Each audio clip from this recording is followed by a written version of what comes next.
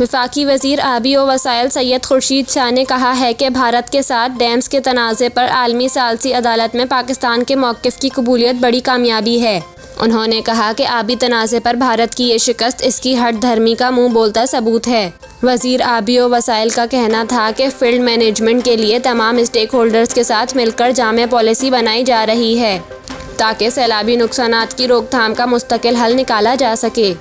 واضح رہے کہ مقبوضہ کشمیر کشن گنگا ڈیم کے تنازع پر عالمی ثالثی عدالت نے بھارت کا پرماننٹ کورٹ آف آربیٹریشن کے دائرہ اختیار پر اعتراض مسترد کرتے ہوئے کشن گنگا ڈیم پر پاکستان کا کیس قابل سماعت قرار دے دیا ہے۔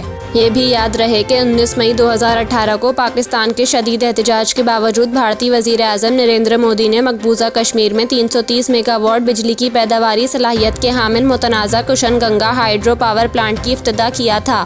پاکستان کا اس متنازع منصوبے کے حوالے سے موقف ہے کہ یہ منصوبہ سینتاس معاہدے کی خلاف ورزی ہے۔ عالمی بینک نے کشن گنگا منصوبے پر پاکستان اور بھارت کے درمیان 2 مرتبہ مذاکرات کرائے، تاہم اس کا کوئی نتیجہ نہیں نکلا۔